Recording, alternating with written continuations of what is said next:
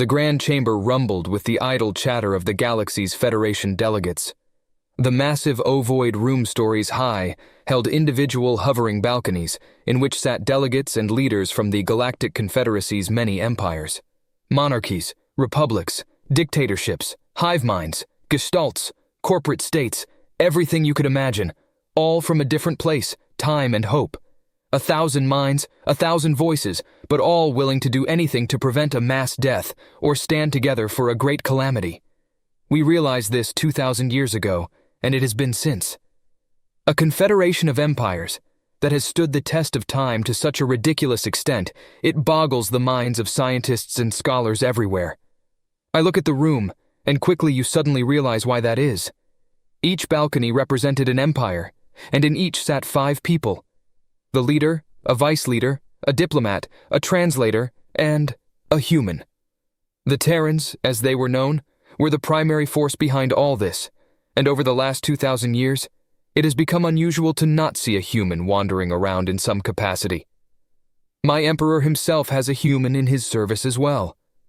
I stood quietly from my seat while my emperor spoke with a delegate of the Eridani Imperium, catching up with an old friend as it were, and had a look around. Always, whenever I came here, I would look and see any new faces, names, clothes, anyone. I would memorize their faces and call them later to arrange a friendly meeting or open the corridor to trade at a later date. My attention drifts over to an empty delegate seat. It had been over 200 years since it was last used, but kept immaculate. Karina, my emperor's human concubine, appeared next to me in all her glorious splendor. "Master Carr, what is the matter?" I looked at her, and a sense of both pride and arousal hit me as I gazed upon this petite, beautiful creature. "Nothing, my dear. Nothing. Just contemplating paradise again." "Oh, come now. You only act like this when you are occupied with more important things." Her infectious smile captivated me, as it always did. I was questioning that empty delegation seat down there. I've never seen it be used before, and was wondering what it was about. I pointed my long finger at the seat in question. She squinted her eyes and looked at it. It was a fair distance away. I handed her my magnifiers, which were in essence the alien equivalent of opera glasses, and let her look around. "Try these." It took longer than expected or her to find it, so my mind drifted and looked around the room for longer. It was a sheer stroke of ludicrous one in several trillion luck we encountered humanity, and an even bigger one in a trillion stroke of luck the kinds of things they could do. Not only were humans industrious to a staggering degree, their bodies and reproductive systems were compatible with almost all species in the galaxy with little genetic intervention. With genetic intervention, they were capable of breeding with basically anyone. I looked around left and saw the cat-like Kitlar delegates with 2 human servants, both males, one of whom was the personal guardsman. Beyond them were the lizard-like warrior race of the Juhai, again with 2 humans in their delegation, 1 male and 1 female, serving as military commanders. Similar scenes played out across the delegation, humans either as lovers, brothers-in-arms, soldiers, fathers, whatever role humanity could fill. It filled it with a sense of pride and loyalty the galaxy has not yet matched. Karina handed me my magnifiers and shrugged her shoulders. "I don't know. Never noticed it before. There's always more interesting things to look at anyway." I smiled my best smile and allowed the Emperor's favorite concubine to return to her master's lap and resumed my slow perusal of the area. 10 or so minutes passed. Delegations were still moving into their respective seats, and the crowd's roar began to echo. It was at this point I noticed the Master of Ceremonies, the Lord Chamberlain, Darius. The Indomitable had reached his perch atop the central platform, a creature the humans would call a dragon or wyvern, essentially sentient winged lizards, climbed atop his seat, a fake curly wig atop his horned head. He was in conversation with his fellows, 2 humans, 1 Eridani and 3 Juhai honor guard as the delegation finally finished assembly. Being part of the Tigranis species, the magnificent beast was the size of a small house. It was at this moment I finally noticed the cow eel, a jellyfish-like species, had their attention entirely subverted and directed to my lower left. I followed their gaze, and there they were. For the first time since taking responsibility as the Emperor's right hand, I finally knew what that delegation seat was for, the Sons of the Void.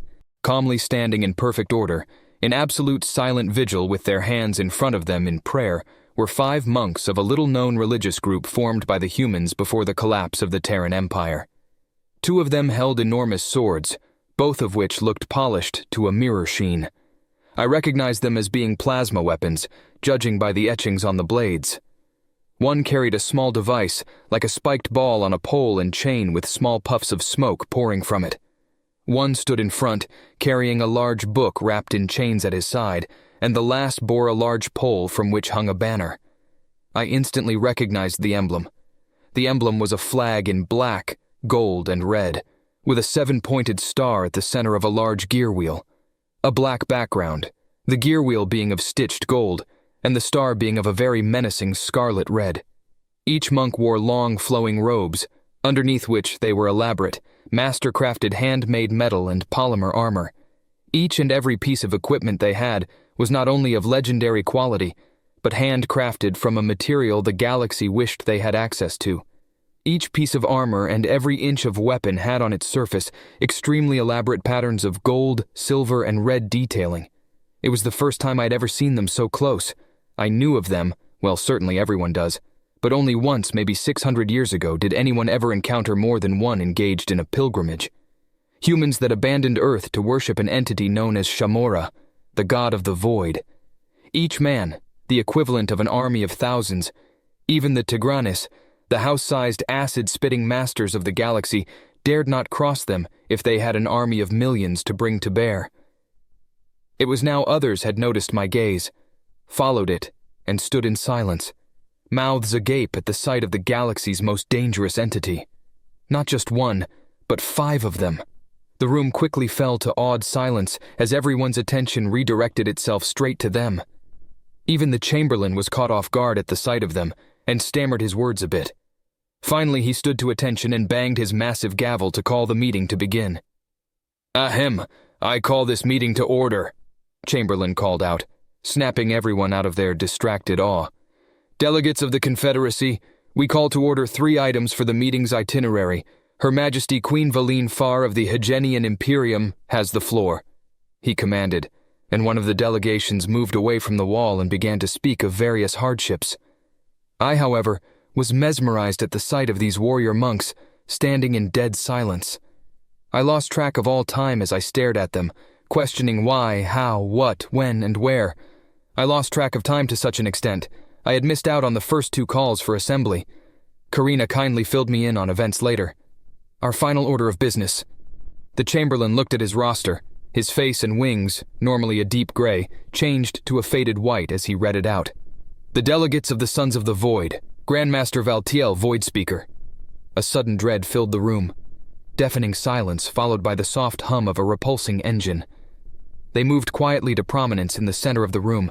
The one in front, holding the smoking ball, spoke. His words barely an audible whisper, but to those hearing it, a thunderous roar. "We found something." He held out a small holographic spheroid in his hand, and it flew up into the room near the roof, then activated. A short but blinding light, followed by what appeared to be a full holographic rendering of a massive star system. 7 stars, 2 of which had broken Dyson spheres. One had a Matryoshka brain around it, and one had turned a staggeringly strange green, with a series of rings surrounding it. Each star had anywhere between 10 to a dozen planets in orbit. Above all this, every inch of space, every spare point available had millions of starships, from fighter craft to planet, killing hyper-dreadnoughts in static positions. Perfect rows of millions of starships of every conceivable make, size, model, manufacture, style, and technology you could possibly imagine, sat quiet, arranged in perfect rows. An orchard of millions of derelict starships from hundreds of thousands of civilizations and species. We looked at the result in a state of abject shock. Silence drifted through the room for what seemed an eternity, until finally Valtiel spoke, his voice now menacing, loud and filling half of us with fear, the other half with abject terror. "This is a star system we have named Elysium. We found it some 800 years ago and settled in it, making it our official home." He pushed a button on a remote, and the hologram changed to one depicting one of the older planets, a continental world covered in many ancient structures. "We have spent the better part of the last 8 centuries sanctifying this site, arranging the starships and derelicts within it, and burying the dead. 47 billion graves, each with his own tombstone. He pushed another button, zooming in on another world, and we saw an orchard of gravestones in perfect order, like an orchard of tombs, stretching for hundreds of miles in every direction.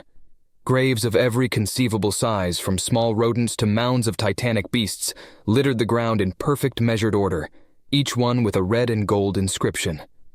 Various subspace anomalies and vortices of unknown qualification have spent the better part of the last few billion years collecting these ships, some a bit worse for wear, others in perfect condition. Each wreck has been painstakingly sterilized, repaired to the best of our ability, and left to remain. The oldest wreck is carbon, dated to be 11 billion years old. He pushed another button, giving us a picture of a collection of 27 city-sized dreadnoughts, arranged in straight lines from smallest, around 6 kilometers, to the biggest, reaching a staggering 23 kilometers, each ship bristling with a truly staggering quantity of weaponry of all kinds. Then switched to another picture of cruisers, battleships, cargo ships and frigates of every conceivable make and size, in perfect rows in various states of disrepair from barely skeletons to pristine. We have determined through exhaustive study this star system is not of coincidental or indeliberate manufacture. He pushed a button and gave us a picture of the extremely hyperactive green star in the center of the system. The picture changes, and a massive set of 3 red balls of light appear on the star's surface. The picture changes again, and a very clearly distinct humanoid face with 3 eyes appears on the star's surface. "Behold the void god, his conduit, the green star." A gasp of shock and awe shattered the silence of the room. "Also, he would like to say hello to the Eridani. He is pleased by your accomplishments under his holy light. However, he would like it if you actually called him by his real name, not Erakane, but rather Shamo-Ra." His gaze suddenly appeared on us, and our faces went completely pale. Our home star system, capital world of the Eridani Imperium, was that of a paradise planet orbiting an emerald star. A sudden terror and shock appeared in my heart as I processed this information. I stammered and stuttered, barely capable of giving any coherent response. I was interrupted by Valtiel holding an Amor-clad hand up at me. We understand that his guidance was somewhat lost in translation, his true name lost to history. All is forgiven, so long as his teachings remain. He is pleased. I could see the smile on his face. Even though he wore an iron mask obscuring his features, I knew for a fact Valtiel was smiling. "The purpose of this meeting is simple. His Greatness has invited you all, believers or non-believers, to enter his sacred graveyard." Valtiel stopped speaking, threw his head around suddenly, and began to twitch like demon-possessed. His head rolled back, his mask fell off, revealing his eyes glowing a bright emerald green. He rose up from where he stood, levitated in the air, and hung in the center of the room, arms outstretched. An otherworldly, inhuman booming voice replaced his. "My children, children of other gods, children of none, believers or non-believers alike, hear my words. Forever and a day have I sat watching from the shadows. Countless ages have I looked upon you, influencing, speaking, whispering, changing and guiding alongside others. By many names I am known: Erakane, Indicus, Lord Orakan, Indra, Jukani, Pel, Selvahe, Tarani, Muldan. Many a time has my influence been abused or led astray by those without souls. But for the first time in the course of my existence, you, of all others, you have achieved the ultimate vision. A vision of peace, a vision of harmony. All empires that preceded you failed the first hurdle, and I struck them down without mercy as punishment for their insults. They engaged in open war, waging countless battles and destroying countless souls, and so I destroyed them to restore balance. You, my children, your great empire, despite their differences, has attained the impossible. As consequence, this deserves to be rewarded. My children of the void will bring a ship. You will go with them to my humble abode. All the technology, all the secrets of society, all you could possibly imagine lay waiting for you. I now leave you to recover the millennia of history, technology, and resources left by the shattered empires of failures past. All I ask in return is for you to never abuse this. Spread it far and wide. Share my gift with the galaxy. Grow, spread, prosper.